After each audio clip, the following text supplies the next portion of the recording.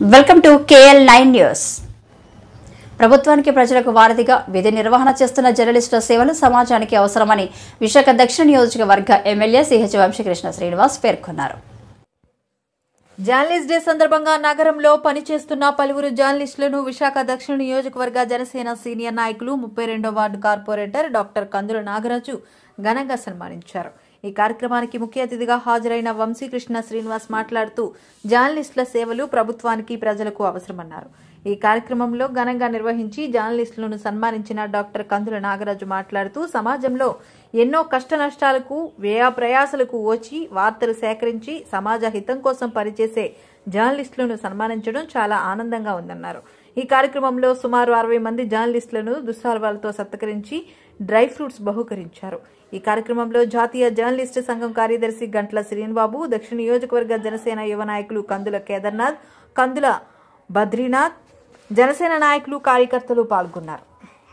ప్రజా జీవంలో ఒక పార్ట్గా మీరుంటూ ప్రజలకు కావాల్సిన ప్రతి ఒక్క విషయాన్ని స్పష్టంగా అందిస్తూ ఇవాళ ఈ దేశంలో కానీ ప్రపంచంలో కానీ ప్రాణాలతో చెలగాటం ఆడుతూ 24 గంటలు కూడా రోడ్ల మీద ఉన్నటువంటి వ్యక్తులు జర్నలిస్ట్ సోదరులు వాళ్ళకి ఎంత చేసినా తక్కువ అని భావిస్తా.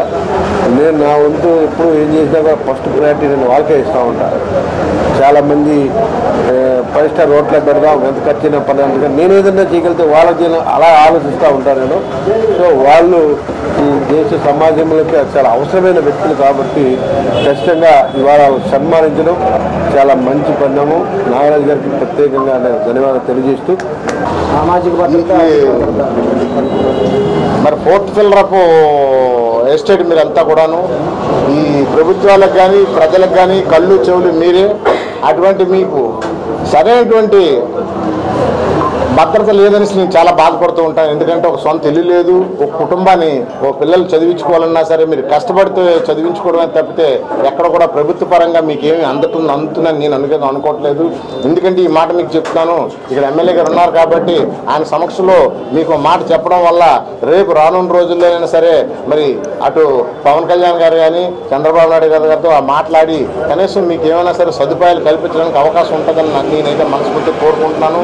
మరి మీ అందరికీ తెలుసు మరి ఇవాళ గుంటూరు కానీ లేదంటే మరి విజయవాడ కానీ ఖమ్మం కానీ మరి ఎలాగొన్నది జలంలో మునిగిపోయి అందరూ కూడా సుమారుగా చాలామంది మరణించారు.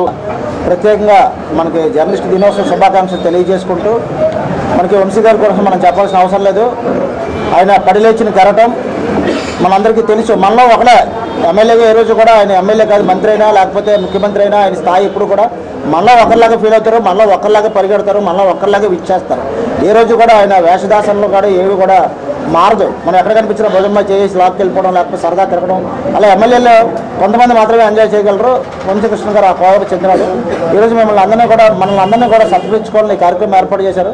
యాక్చువల్గా కొద్దిగా అస్వస్థత ఉన్నప్పటికీ కూడా ఒక పక్క నాగరాజు గారు ఒక పక్క నేను ప్రజలు అవడంతోనే వచ్చి మీ అందరికీ నా చేతుల మీదుగా సత్కరించి వెళ్తానని చెప్పి హామీ అవ్వడం వల్ల రావడం జరిగింది. అదేవిధంగా